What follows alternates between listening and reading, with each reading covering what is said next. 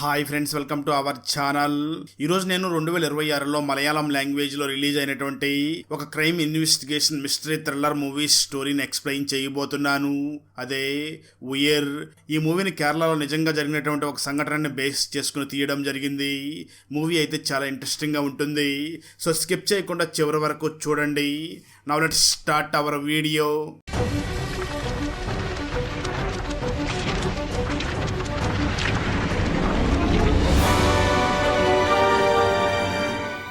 Open చేస్తే movie starting సీన్లో north India నుంచి సౌత్ ఇండియాకి వెళుతున్నటువంటి ఒక ట్రైన్ని చూపించడం జరుగుతుంది. ఆ ట్రైన్లో ఒక ఫ్యామిలీ వెళుతూ ఉండగా ఆ ఫ్యామిలీలో దంపతులతో పాటు ఒక బాబు మరియు ఒక పాప కూడా ఉంటారు. వాళ్ళు సరదాగా సమయాన్ని గడుపుతూ వెళుతూ ఉంటారు. కొంతసేపటి తర్వాత వాళ్ళు నిద్రపోగా అర్ధరాత్రి సమయంలో బాబు మెలుకుని చూడగా అక్కడ తన చెల్లి కనిపించదు. దాంతో తను వెంటనే తన పేరెంట్స్కి ఇన్ఫార్మ్ చేయడంతో వాళ్ళ నాన్న వెంటనే ఆ ట్రైన్ మొత్తం కూడా తన కూతురు కోసం వెతుకుతాడు. కానీ ఎక్కడా కూడా ఆ అమ్మాయి కనిపించకపోవడంతో వాళ్ళు చాలా బాధపడుతూ ఉంటారు. కట్ చేస్తే స్టోరీ ప్రజెంట్కి వస్తుంది. అప్పుడే ఒక వ్యక్తి ఉలిక్కిపడి నిద్రలేస్తాడు. ఈ వ్యక్తి మరి ఎవరో కాదు, ఇంతకుముందు సీన్లో వాళ్ళ చెల్లిని పోగొట్టుకున్నాడు కదా, తనే పెరిగి పెద్ద అయ్యి పోలీస్ ఆఫీసర్గా వర్క్ చేస్తూ ఉంటాడు. తన పేరు అజీబ్ రెహమాన్. తను ఇప్పటికి కూడా తన చెల్లిని గుర్తు చేసుకుంటూ ఆ రోజు మనం నిద్రపోకుండా ఉంటే మన చెల్లి మనకు దక్కేది అనుకుంటూ ఉంటాడు. ఈ రెహమాన్ ఇప్పుడు పోలీస్ ఆఫీసర్ కావడంతో తన ఫ్యామిలీ మరియు పిల్లలతో కలిసి పోలీస్ క్వార్టర్స్ లోనే నివసిస్తూ ఉంటాడు. ఈ రెహమాన్ వర్క్ చేస్తున్నటువంటి పోలీస్ స్టేషన్ లోనే జాన్ అనే ఒక హెడ్ కానిస్టేబుల్ ఉంటాడు. తన నిజానికి మన రెహమాన్ కి ఒక మెంటర్ లాగా వ్యవహరిస్తూ ఉంటాడు. ఒకరోజు రెహమాన్ స్టేషన్ లో ఉన్న సమయంలో తనకి ఒక ఫోన్ కాల్ వస్తుంది. దగ్గరలో ఉన్నటువంటి ఒక బావిలో ఒక అమ్మాయి డెడ్ బాడీ దొరికింది, త్వరగా రావాలి అని ఫోన్ చేయడంతో రెహమాన్ వెంటనే ఆ కానిస్టేబుల్ అయినటువంటి జాన్ ని కూడా అక్కడికి తీసుకుని వెళ్తాడు. ఆ బావి దగ్గరికి వెళ్లి ఆ బావిలో ఉన్నటువంటి అమ్మాయి డెడ్ బాడీని బయటికి తీసి ఈ అమ్మాయిని ఎవరైనా హత్య చేసి ఇక్కడ పడేశారా, లేదా ఈ అమ్మాయి ఆత్మహత్య చేసుకుందని ఆలోచిస్తూ ఉన్న సమయంలో చనిపోయినటువంటి ఆ అమ్మాయి చెయ్యి మీద రాజు అని ఒక టాటూ ఉంటుంది. అది కూడా కన్నడ లాంగ్వేజ్ లో ఉండడంతో అది చూసినటువంటి రెహమాన్ ఖచ్చితంగా ఈ అమ్మాయి కర్ణాటక సంబంధించిన అమ్మాయి లాగా ఉంది అని అనుకుంటూ ఉంటాడు. అయితే అక్కడ చనిపోయి ఉన్నటువంటి అమ్మాయి ఫేస్ మాత్రం గుర్తుపట్టలేని విధంగా తయారై ఉండడంతో అయినప్పటికీ దాన్ని ఫోటో తీసుకుని చుట్టుపక్కల మొత్తం కూడా ఆ అమ్మాయి గురించి ఎంక్వైరీ చేస్తూ ఉంటారు. అదే సమయంలో అక్కడ ఒక భవన నిర్మాణం జరుగుతూ ఉన్న సమయంలో రెహమాన్ వెంటనే అక్కడికి వెళ్లి ఆ అమ్మాయి గురించి అక్కడ ఉన్నటువంటి ఒక వ్యక్తి దగ్గర అడగడంతో ఆ వ్యక్తి వెంటనే పోలీసుల్ని చూసి, సార్ ఈ అమ్మాయి పేరు శోభ, తన హస్బెండ్ పేరు రాజు, వాళ్ళిద్దరూ కూడా ఇక్కడ భవన నిర్మాణంలోనే వర్క్ చేస్తూ ఉంటారు అని చెప్పి తను ఉండేటటువంటి ఇల్లు కూడా చూపిస్తాడు. దాంతో రెహమాన్ వెంటనే ఆ ఇంటి దగ్గరికి వెళ్లి చూడగా ఆ ఇంట్లో ఎవ్వరు ఉండరు. ఇంట్లో చనిపోయినటువంటి శోభ వాళ్ళ ఫ్యామిలీ ఫోటో ఉంటుంది. ఆ ఫ్యామిలీ ఫోటోలో శోభ హస్బెండ్ అయినటువంటి రాజు, వాళ్ళిద్దరు పిల్లలు ఉంటారు. కానీ ప్రజెంట్ ఇంట్లో మాత్రం ఎవరూ లేకుండా ఉండడంతో రెహమాన్ దీని గురించి ఆలోచిస్తూ అసలు ఈ రాజు ఎవరు, రాజు మరియు పిల్లలు ఎక్కడికి వెళ్లిపోయారు, శోభ మాత్రం ఎందుకు చనిపోయింది అని ఆలోచిస్తూ ఉంటాడు. అలా విచారిస్తున్న సమయంలోనే రెహమాన్ కి ఈ రాజు మరియు శోభ ఇద్దరు కూడా కర్ణాటక నుంచి కేరళ రాష్ట్రానికి బతుకుదెరువు కోసం వచ్చారు అని తెలుస్తుంది. దాంతో పోలీసులు వెంటనే ఆ రాజు యొక్క ఫోటోను తీసుకుని కర్ణాటకలో తను గ్రామం దగ్గరికి బయలుదేరి వెళ్లి అక్కడ ఉన్నటువంటి టీ స్టాల్ దగ్గర ఆ ఫోటోని చూపించి ఈ వ్యక్తి ఎవరో మీకు తెలుసా అని అడుగుతూ ఉంటారు. ఆ టీ స్టాల్ ఓనర్ మాట్లాడుతూ, అవును తెలుసు, అతను మా గ్రామానికి చెందినవాడే, తను సినిమాల్లో ఆర్ట్ డిపార్ట్మెంట్ లో వర్క్ చేస్తూ ఉంటాడు అని చెప్తూ ఉంటారు. సరిగ్గా అదే సమయంలో రాజు ఆ టీ స్టాల్ దగ్గర రావడంతో పోలీసులు వెంటనే తనని పట్టుకుని బస్సులో తిరిగి కేరళ రాష్ట్రానికి తీసుకుని వస్తూ ఉంటారు. అప్పుడు పోలీసులు వెంటనే రాజును చూసి అసలు మీరు ఎందుకు కేరళకి వచ్చారు అని అడుగుతూ ఉంటాడు. దానికి ఆ రాజు సమాధానం చెప్తూ, నేను నా భార్య శోభ మా గ్రామంలోనే బొమ్మలు చేసుకుంటూ జీవిస్తూ ఉండేవాళ్ళం. కానీ అక్కడ మాకు పెద్దగా లాభం వచ్చేది కాదు, చాలా నష్టాలు వచ్చేటివి. అలాంటి సమయంలోనే మా బంధువు అయినటువంటి భువనేశ్వర్ మాకు పరిచయం అయ్యాడు. ఆ భువనేశ్వర్ కేరళ రాష్ట్రం నుంచి వచ్చాడు. తను మా దగ్గర మాట్లాడుతూ, నేను సినిమాలో ఆర్ట్ డిపార్ట్మెంట్ లో వర్క్ చేస్తున్నాను, మీరు కూడా కేరళ రాష్ట్రానికి వచ్చేయండి, అక్కడ నేను కూడా మీకు మంచి పని ఇప్పిస్తానని చెప్పడంతో అతని మాటలను నమ్మి మేమిద్దరం కూడా ఇక్కడికి వచ్చాం. అతను చెప్పినట్లుగానే మాకు కూడా ఆర్ట్ డిపార్ట్మెంట్ లో పని తీసిచ్చాడు. మేమందరం కూడా కలిసి ఇక్కడ జీవిస్తూ ఉండేవాళ్ళం. అలాంటి సమయంలో నాకు కొంచెం తాగుడు అలవాటు అయ్యింది, తాగుడుకు కొంచెం బానిసయ్యాను. దాంతో ఇంటికి లేటుగా వస్తూ ఉన్న సమయంలో నా భార్య ఆ భువనేశ్వర్తో అక్రమ సంబంధం ఏర్పాటు చేసుకుంది. ఒకరోజు నేను ఫుల్ గా మందు తాగి ఇంటికి వచ్చి చూడగా వాళ్ళిద్దరూ కూడా శారీరకంగా కలిసి ఉన్నారు. దాంతో నాకు కోపం వచ్చి నా భార్యకి వార్నింగ్ ఇచ్చాను. ఆ తర్వాత నా ఫ్యామిలీ మొత్తాన్ని కూడా తీసుకుని వేరే ప్లేస్ కి వెళ్లిపోయి అక్కడ జీవిస్తూ ఉండగా అక్కడ కూడా ఆ భువనేశ్వర్ వచ్చి నా భార్యతో అదే విధంగా గడపడం మొదలు పెట్టాడు. దాంతో నేను మళ్ళీ నా భార్యతో గొడవపడి ఇక్కడ ఉండకూడదు, ఇక్కడ నుంచి వేరే ఊరికి ఊరికి వెళ్ళిపోదామని చెప్పాను కానీ అప్పుడు నా భార్య కూడా నన్ను ఎదిరించి నేను నీతో పాటు రాను అంది.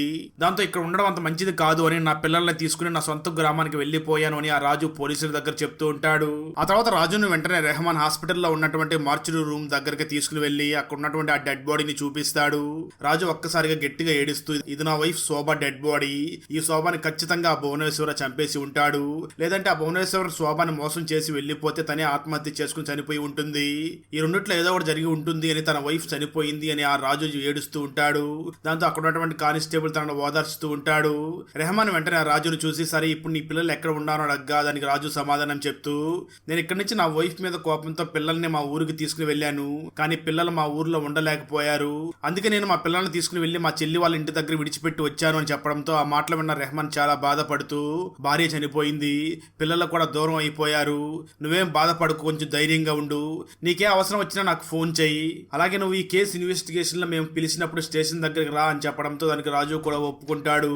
దాంతో పోలీసులు వెంటనే ఆ రాజుని అక్కడి నుంచి ఇంటికి పంపించేస్తారు. అలా రాజు అక్కడి నుంచి ఇంటికి వెళ్ళిపోయిన తర్వాత పోస్ట్ మార్టం చేసినటువంటి డాక్టర్ రెహమాన్ దగ్గరికి వచ్చి మాట్లాడుతూ, ఈ శోభ నీళ్ళల్లో పడక ముందే తను చనిపోయింది, తను చనిపోయిన తర్వాత తనను తీసుకొచ్చి ఎవరో బావిలో వేసినట్లుగా ఉన్నారు అని చెప్పడంతో ఆ మాటలో ఉన్నటువంటి రెహమాన్ ఖచ్చితంగా తనతో అక్రమ సంబంధం పెట్టుకుని ఉన్నటువంటి ఆ భువనేశ్వర చేసి ఉండి ఉండొచ్చు, ఇప్పుడు ఆ భువనేశ్వర్ ఎక్కడ ఉండి ఉంటాడు అని ఆలోచిస్తూ ఉంటాడు. సరిగ్గా అదే సమయంలో స్టేషన్ దగ్గరికి రాజు వాళ్ళ పేరెంట్స్ మరియు రాజు వాళ్ళ చెల్లి కూడా అక్కడికి చేరుకుంటారు. వాళ్ళు రెహమాన్ ని చూసి, మా రాజు స్టేషన్ దగ్గరికి వచ్చాడంటే కదా, తను మా దగ్గరకు వచ్చి చాలా సంవత్సరాలు అవుతుంది, నిజం చెప్పండి రాజు మీ దగ్గరికి వచ్చాడా అని అడుగుతూ ఉంటారు. ఆ మాటలు విన్న రెహమాన్, ఏంటి రాజు మీ దగ్గరికి చాలా సంవత్సరాల నుంచి రాలేదా, ఆ రాజు పిల్లలు మీ దగ్గరే ఉన్నారంట కదా అని చెప్పి రాజు సిస్టర్ని అడగడంతో తను వెంటనే పోలీసుల్ని చూసి, సార్ తన పిల్లల్ని చూసి చాలా సంవత్సరాలు అవుతుంది అని అంటూ ఉంటుంది.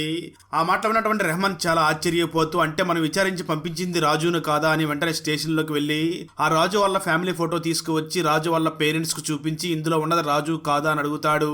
ఆ ఫోటోను చూసినటువంటి వాళ్ళు వెంటనే రెహమాన్ ని చూసి, ఈ ఫోటోలో ఉన్నది రాజు కాదు, అతను ఎవరో మాకు తెలియదు అని చెప్పడంతో రెహమాన్ ఒక్కసారిగా ఆశ్చర్యపోతాడు. అంటే మనం తీసుకువచ్చి ఎంక్వైరీ చేసింది రాజును కాదు, మరి ఆ వ్యక్తి ఎందుకు రాజులాగా స్టేషన్కి వచ్చి వెళ్ళిపోయాడు అని ఆశ్చర్యపోతూ ఉంటాడు.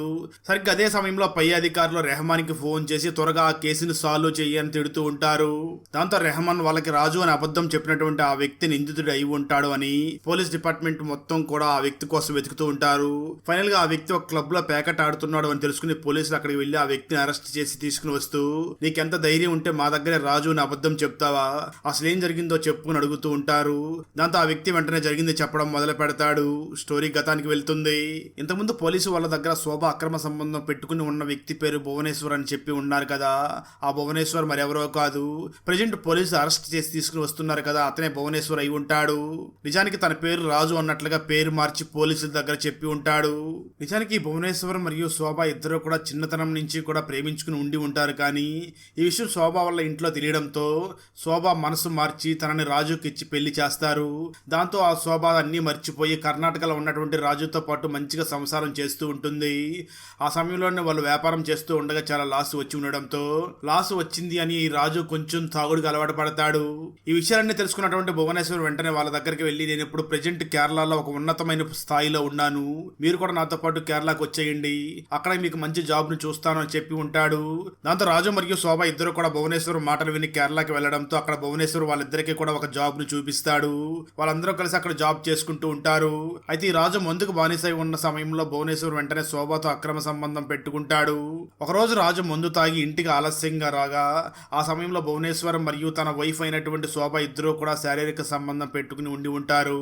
అది చూసినటువంటి రాజు చాలా బాధపడుతూ వెంటనే ఇక్కడ ఉండకూడదు అని చెప్పి ఆ గ్రామాన్ని వదిలి వెళ్లిపోయి ఉంటాడు.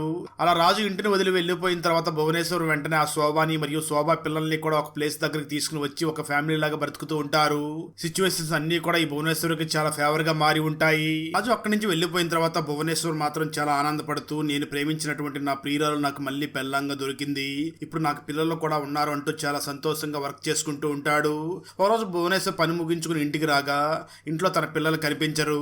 దాంతో భువనేశ్వర్ వెంటనే శోభను చూసి పిల్లలు ఎక్కడికి వెళ్ళారు అని అడుగుతాడు. దానికి శోభ మాట్లాడుతూ, ఆ పిల్లలు నీ పిల్లలు కాదు కదా, ఆ రాజు పిల్లలు, రాజు వచ్చి ఇక్కడి నుంచి తీసుకుని వెళ్ళిపోయారు అని చెప్పడంతో ఆ భువనేశ్వర్ చాలా కోప్పడుతూ శోభాను చూసి వాళ్ళు నా పిల్లలు కాకపోవచ్చు, కానీ నా సొంత పిల్లల్లాగా చూసుకుంటున్నాను కదా, ఎందుకు ఇలా జరిగింది అని గొడవ పడుతూ ఉంటాడు. అలా భువనేశ్వర్ మరియు శోభ ఇద్దరి మధ్య చిన్న గొడవ జరుగుతూ ఉన్న సమయంలో భువనేశ్వర్ కోపంగా శోభని కిందకు తోస్తాడు. ఆ సమయంలో శోభ బలంగా కింద పడి దెబ్బ తగిలి శోభ అక్కడికక్కడే చనిపోతుంది. అలా జరిగిందంతా కూడా భువనేశ్వర్ పోలీసులకు చెప్తూ ఆ రోజు నేను కావాలని ఆ శోభని చంపలేదు, అది యాక్సిడెంటల్ గా జరిగింది. అలా శోభ చనిపోవడంతో ఆ డెడ్ బాడీని ఎలాగైనా మాయం చెయ్యాలి అని శోభ డెడ్ బాడీని అడవి ప్రాంతానికి తీసుకుని వెళ్లి కాల్ చేయాలనుకుని అడవి దగ్గరికి తీసుకుని వెళ్ళాను. కానీ ఆ సమయంలో ఆ చుట్టుపక్కల ఉన్నటువంటి ఏదో ఒక గ్రామంలో జాతర జరుగుతున్నట్లుగా ఉంది. చాలా మంది ప్రజలు అటువైపుగా వెళుతూ ఉన్నారు. ఇప్పుడు అక్కడ డెడ్ బాడీని కాలిస్తే నేను దొరికిపోతాను అని శోభ డెడ్ బాడీని ఒక బావి పక్కన పెట్టి నేను వెళ్ళి ఒక ప్లేస్ లో దాక్కున్నాను. వాళ్ళందరూ వెళ్ళిపోయిన తర్వాత నేను తిరిగి మళ్ళీ ఆ బావి దగ్గరికి రాగా అక్కడ ఆ డెడ్ బాడీ కనిపించలేదు. బహుశా శోభ డెడ్ బాడీ ఆ బావిలో పడిపోయిందేమో అని ఈ భువనేశ్వర్ జరిగిందంతా కూడా పోలీసుల దగ్గర ఒప్పుకుంటాడు.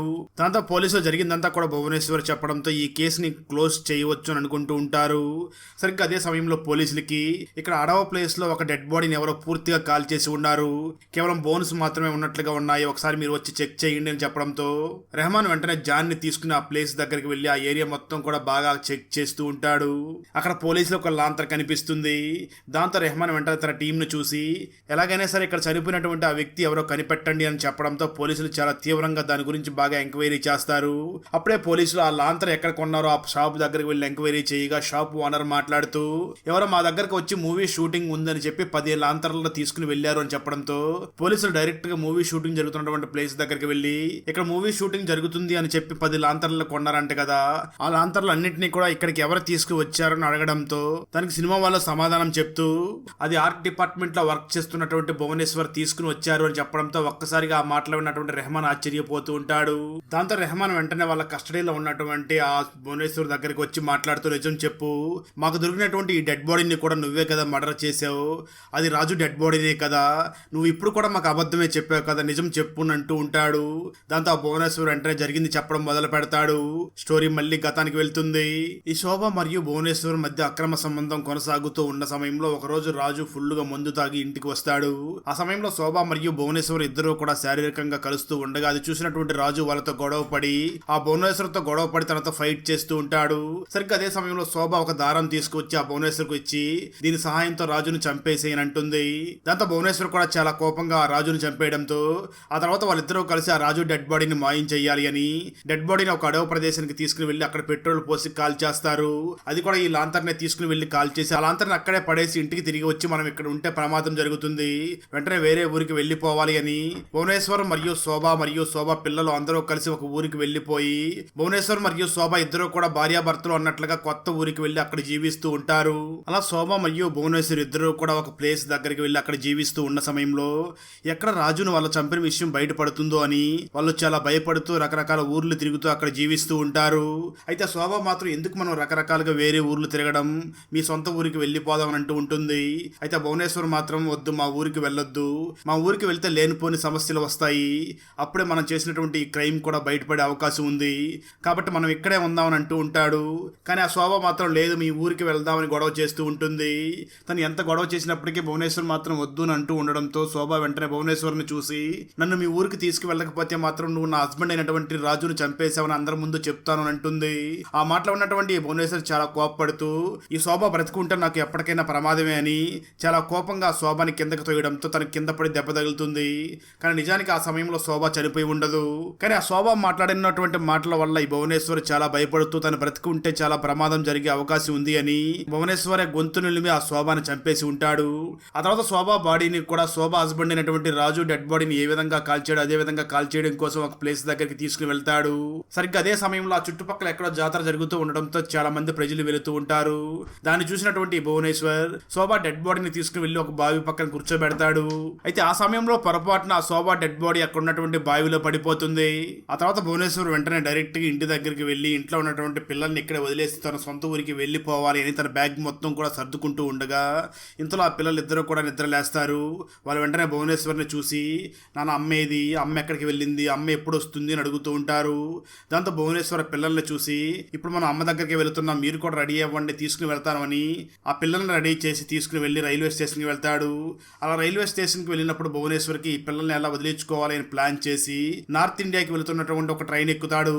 అలా ట్రైన్ ఎక్కి భువనేశ్వర్ ఆ పిల్లలిద్దరిని కూడా తీసుకుని వెళుతూ ఉన్న సమయంలో ఒక స్టేషన్ వచ్చిన సమయంలో తన పిల్లల్ని చూసి మీరు ఇక్కడే కూర్చొని ఉండండి, నేను కిందకి వెళ్ళి మీరు తినడం కోసం నేను ఏమైనా తీసుకుని వస్తాను అని వాళ్ళకి మాయ మాటలు చెప్పి ఆ భువనేశ్వర్ ట్రైన్ దిగి అక్కడి నుంచి పారిపోయి ఉంటాడు.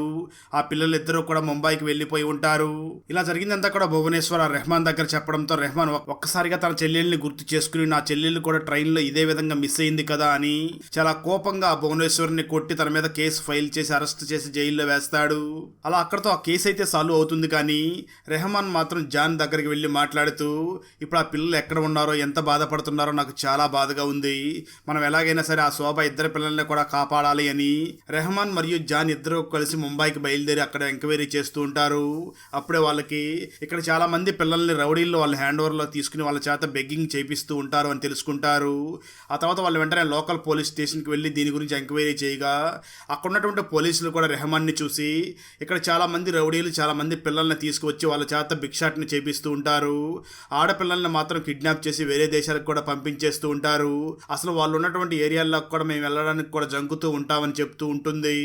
ఆ మాటలో ఉన్నటువంటి రెహమాన్ మరియు జాన్ వెంటనే అక్కడ ఒక పెద్ద వ్యక్తి ఇలాంటి పనులు చేస్తున్నాడు అని తెలుసుకుని ఆ రౌడీ దగ్గరికి వెళ్ళి మేము శోభా పిల్లల్ని తీసుకువెళ్ళడం కోసం వచ్చాం, మేము పోలీసులు అని చెప్పి వాళ్ళకి వార్నింగ్ ఇస్తూ ఉంటాడు. ఆ రౌడీ దగ్గర కూడా దాదాపు 50 మంది పిల్లలు ఉంటారు. ఆ పిల్లలందరూ కూడా చాలా భయపడుతూ బిక్కుమంటూ చూస్తూ ఉంటారు. సరిగ్గా అదే సమయంలో అక్కడ ఒక పాప దగ్గరికి వాళ్ళ తమ్ముడు వచ్చి మాట్లాడుతూ అక్క బాధపడకు, ఖచ్చితంగా అమ్మ మన దగ్గరకు వస్తుంది, నువ్వు భోజనం చెయ్యి, అమ్మ మన దగ్గరకు వచ్చి మన ఇద్దరిని కూడా ఇంటికి తీసుకుని వెళుతుంది అని అంటూ ఉంటాడు. ఇది మొత్తం చూసినటువంటి రెహమాన్ ఖచ్చితంగా వీళ్ళిద్దరూ కూడా శోభా పిల్లలే అయి ఉంటారు అని వాళ్ళ దగ్గరికి బయలుదేరి వెళ్తాడు. అలా శోభా పిల్లల్ని గుర్తించి వాళ్ళ దగ్గరికి వెళ్ళగా రెహమాన్ శోభా పిల్లల్ని చూసినప్పుడు చిన్నప్పుడు మిస్ అయిపోయినటువంటి తన చెల్లెల్ని తను చూసినట్లుగా ఫీల్ అవుతూ ఉంటాడు. ఆ తర్వాత శోభా పిల్లలిద్దరిని కూడా కేరళకి తీసుకుని వచ్చేసి ఉంటాడు. ఈ విషయం మీడియా వాళ్ళకి తెలియడంతో అది చాలా పెద్ద వైరల్ అవుతుంది. పోలీస్ డిపార్ట్మెంట్ వాళ్ళందరూ కూడా రెహమాన్ ని అభినందిస్తూ ఉంటారు. అలా పిల్లల్ని స్టేషన్ తీసుకొచ్చిన తర్వాత ఆ పిల్లలతో కలిసి రెహమాన్ ఫోటో తీసుకుంటూ ఉంటాడు. అక్కడతో ఈ మూవీ అయిపోతుంది. ఇక్కడే మనకు తెలిసేది ఏమిటి అంటే ఇదంతా కూడా కేరళలో నిజంగా జరిగినటువంటి ఒక సంఘటనని బేస్ చేసుకుని తీశారు అని తెలుస్తుంది. నిజానికి ఆ సమయంలో కేరళలో ఉన్నటువంటి ఒక పోలీస్ ఆఫీసర్ ఈ కేసును ఒక సవాలుగా తీసుకుని ముంబైకి వెళ్ళి మరి ఆ ఇద్దరు పిల్లల్ని కూడా తీసుకుని వచ్చి ఉంటాడు.